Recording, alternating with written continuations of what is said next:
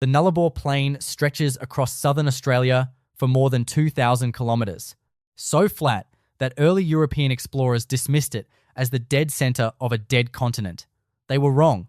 Beneath that bleached limestone surface, something has been waiting through tens of thousands of years of Aboriginal occupation, through the construction of the Transcontinental Railway, through the blasting of the air highway, and through decades of geological surveys designed to catalogue every crack and cavity in this ancient rock. Still, the surveyors did not find everything. 12 structures have been documented beneath the Nullarbor, with no satisfactory explanation under any accepted model of Australian prehistory. Some were sealed from the inside. Several contain inscriptions never matched to any language in the documented record. 2 show stonework so precise that consulting geologists in the 1990s refused to attach their names to the official findings. The Commonwealth Government has restricted access to 11 of the 12 sites. The 12th was studied briefly by University of Adelaide researcher Dr. Patricia Aldorn, whose published findings were retracted without public explanation in March 2019. We are going to examine every one of these sites. What was found, who found it, and why the people closest to each discovery were so consistently pressured into silence. This is the Nullarbor, and tonight we go under it. Every site covered here has been documented in official geological survey records, suppressed academic papers, ATSIC consultation reports, or in the personal accounts of surveyors and engineers who found these places and were told, in varying degrees of firmness, to keep quiet. Subscribe and activate the bell now. Structure 1. The Eucla Basin Cavity System. In August 1966, a survey team, contracted by the Department of Civil Engineering, was conducting soil density assessments along a proposed extension of the air highway near the Eucla Township, approximately 2 kilometres from the South Australian and Western Australian border. The team leader, an engineer named Raymond Kreft, noted an anomalous resonance response in limestone, approximately 40 metres below the road surface. A follow-up bore drill 3 weeks later broke through the ceiling of a cavity that Kreft described in his field notes as being the size of a football stadium. That comparison was made before the survey team had descended. When they did descend the following week, what they found was not a natural cave. The floor was level, not approximately level, precisely level, to within 2 millimetres across the entire measurable surface, which extended roughly 43 metres before the team were recalled. The walls showed consistent, parallel striations, spaced 8 centimetres apart, running horizontally around the perimeter, in a pattern that geologist Brian Sedge compared in his personal diary to the interior of a finished stone building.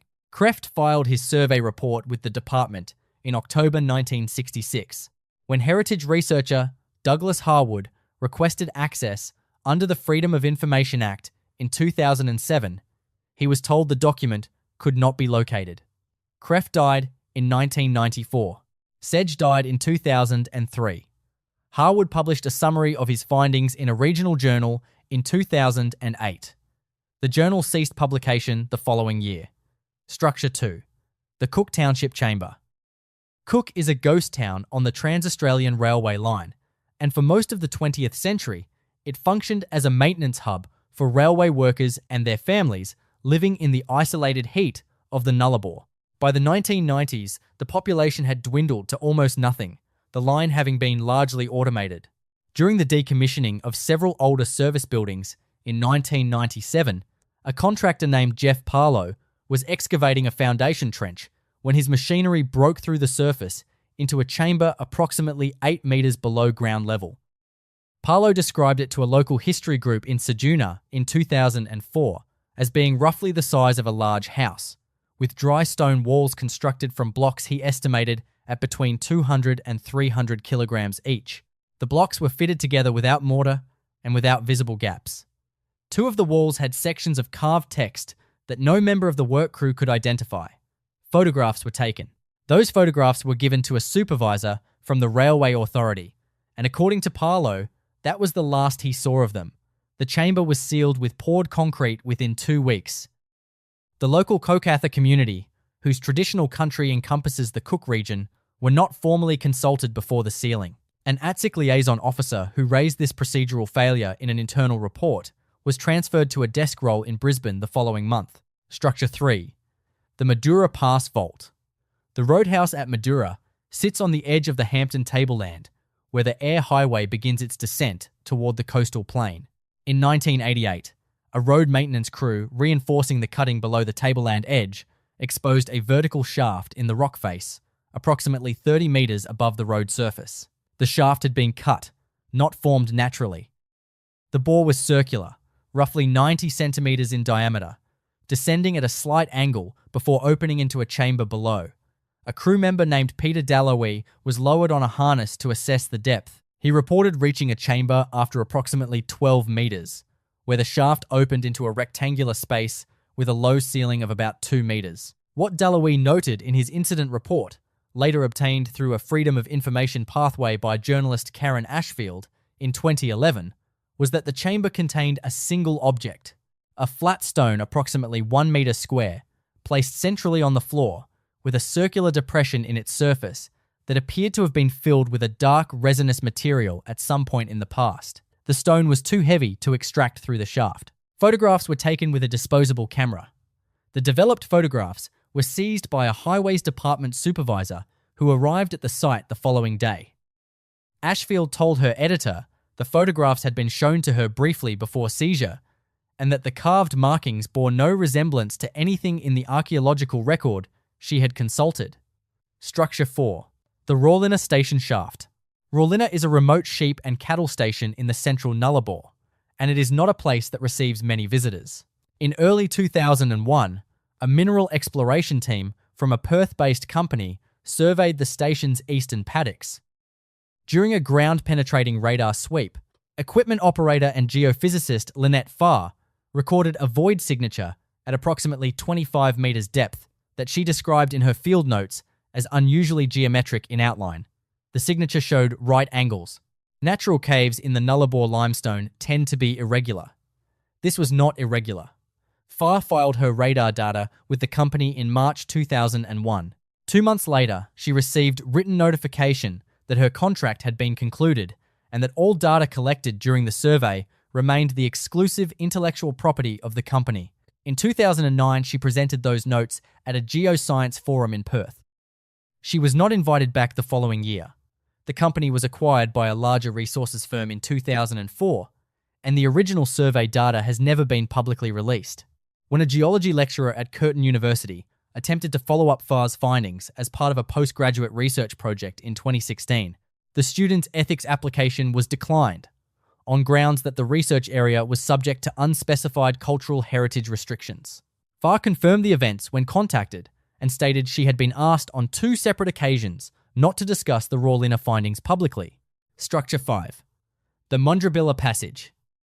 Mundrabilla is best known among geologists for the meteorite fragments recovered from the station property over the past century, some of the largest ever found in Australia. In 1979, a geologist named Howard Breck was conducting a surface survey of the meteorite impact distribution when he located a sinkhole in a limestone outcrop approximately 3 kilometres north of the station homestead.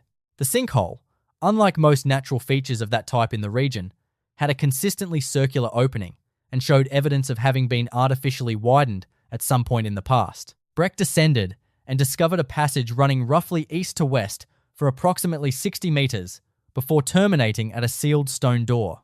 His use of that phrase, stone door, appears in the original field notes he contributed to a collection held by the Western Australian Museum. The notes describe a rectangular slab of limestone fitted precisely into a frame cut from the surrounding rock, carved channels running across its surface, too regular and too fine to have been produced by any tool in common use before the advent of precision cutting equipment. He reported the finding to the Western Australian Museum upon returning to Perth. The museum logged the report. In 1993, when heritage consultant Alice Draper attempted to cross-reference the Breck report with other Nullarbor anomalies she had been cataloguing, the museum informed her that the file could not be located. Structure 6. The Watson Sealed Chamber. Watson is a siding on the Trans-Australian Railway, situated approximately 200 kilometres east of Cook. In 2003, a a maintenance crew conducting track inspection near Watson noticed a depression in the limestone adjacent to the railway corridor that had not been present during an inspection the previous year. The ground had subsided slightly, exposing the edge of what the crew described as a constructed wall beneath the surface.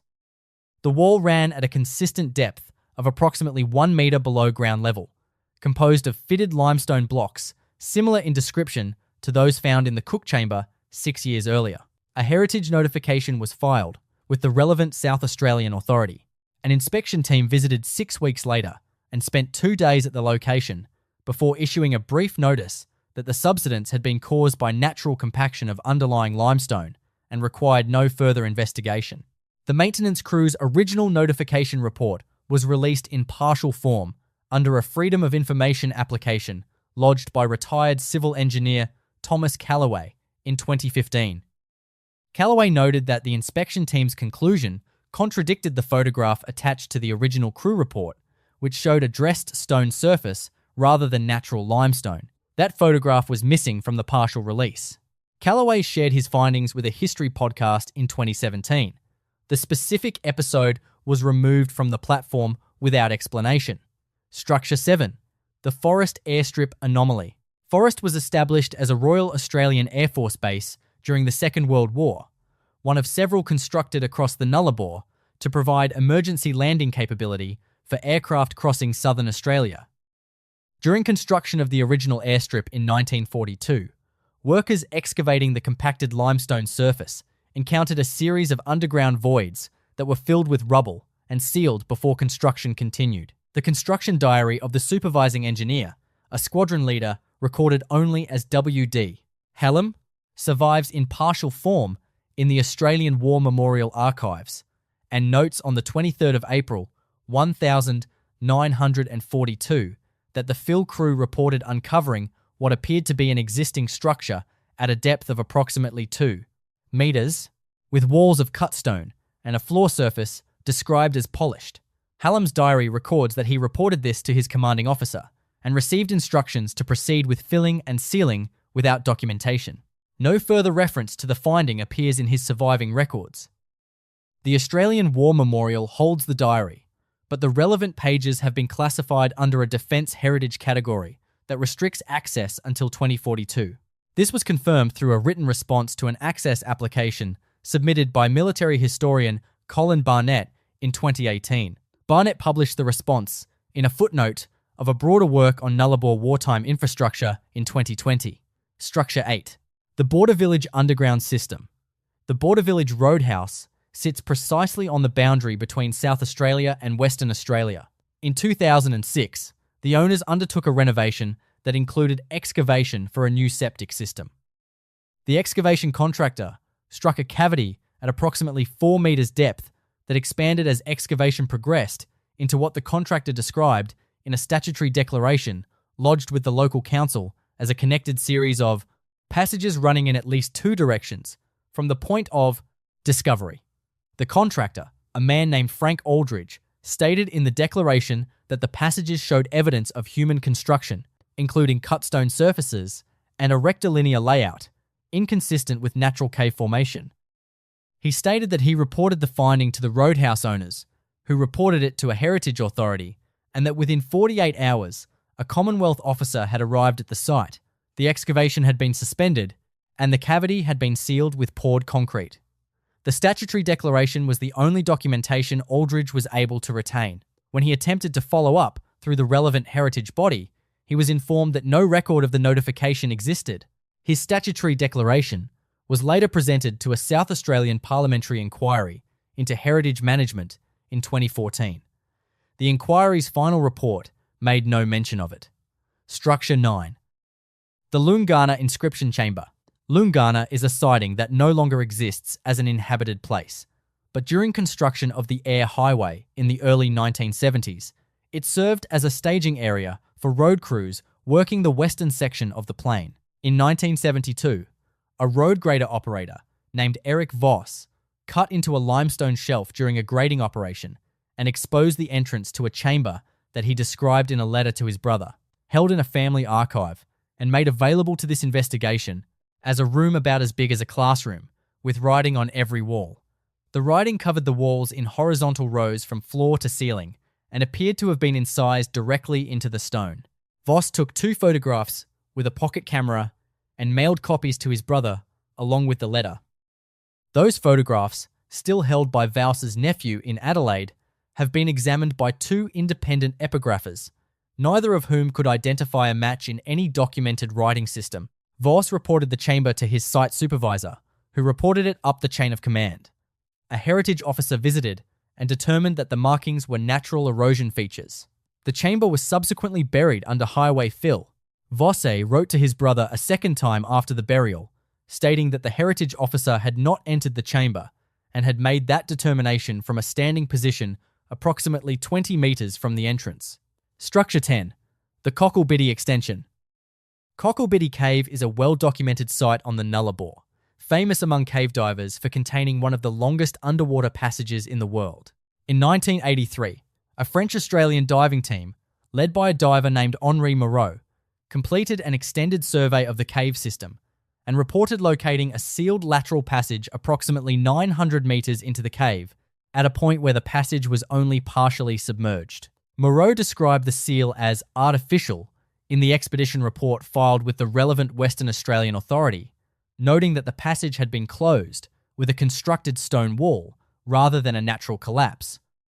The wall showed fitted stonework without mortar, consistent in description with several other Nullarbor sites.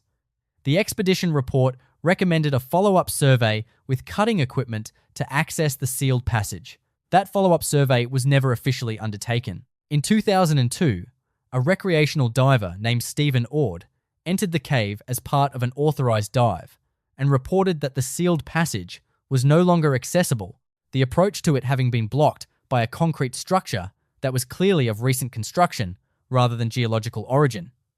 Ord raised this in a diving forum online and received no response. Moreau, contacted by a heritage researcher in 2011, confirmed the existence of the sealed passage, but declined to elaborate, stating only that he had been asked not to discuss the 1,983 findings publicly. Structure 11. The Haig Siding Vault. Haig is one of the ghost sidings along the Trans-Australian Railway, abandoned for decades before the line was automated. In 2010, a photographer named Margaret Dello was documenting abandoned structures along the corridor when she noticed a section of ground near the old goods shed where the surface limestone had been disturbed and carefully relayed in a pattern, inconsistent with natural weathering or simple subsidence. She began scraping at the edge of the relayed section and within 20 minutes had exposed the top of a stone lintel at a depth of approximately 30 centimetres. The lintel was carved from a single piece of limestone and showed incised markings along its upper surface. Dello photographed the lintel and continued exposing the area around it until she had confirmed that the lintel spanned an opening of approximately 1 metre in width, sealed with fitted stone blocks behind it. She published her photographs and account on a heritage documentation website. Within 2 weeks, the site administrator reported receiving an unusual number of pressure contacts regarding the Haig photographs, and the specific post was removed at the administrator's discretion. Dello retained her photographs. In 2013, she submitted them to the South Australian Heritage Council, along with a formal request for investigation. The Heritage Council acknowledged receipt by automated letter. She received no further communication from them. Structure 12. The Nullarbor Blowhole Network. The 12th site is the most expansive and the most difficult to discuss in specific terms because the documentation is fragmented across 4 separate government agencies and has never been collated into a single accessible record. Between 1994 and 2001, a series of geological assessments were conducted across the central Nullarbor as part of a broader survey related to potential underground water resources. The assessments produced a combined dataset that hydrologist Bernard Clive cross-referenced in 2008 as part of a study into the Nullarbor water table. Clive's analysis revealed what he described in a submitted paper as a coherent network of sealed passages connecting at least 9 of the known blowhole sites across the central plain, showing evidence of artificial modification in the connecting sections. The journal returned the paper without review, citing insufficient evidence for the core claim. Clive revised the paper and submitted it to a second journal, That journal requested significant revision. After Clive submitted the revisions, the journal did not respond further. In 2011, a colleague presented related findings at a conference in Canberra. 2 unregistered men in attendance left the room during the presentation and were later seen in conversation with the conference organiser. The colleague withdrew the paper from the planned published proceedings. Clive's original submission remains unpublished. What runs through all 12 of these sites is a pattern that is harder to dismiss than any individual finding. It is not the findings themselves that form the strongest evidence. It is the consistency of what happens after the findings, the field notes that cannot be located, the photographs seized before copies can be made, the statutory declarations that disappear from official records, the researchers whose contracts are terminated, whose submissions receive no response, whose papers are returned without review, the chambers sealed with poured concrete before any independent examination can take place. If every one of these instances is a coincidence, then the Nullarbor has produced the most improbable string of administrative accidents in Australian history. And if they are not coincidences, then the question is not what these structures are. The question is what the people who already know have decided we should not be permitted to find out. What do you think?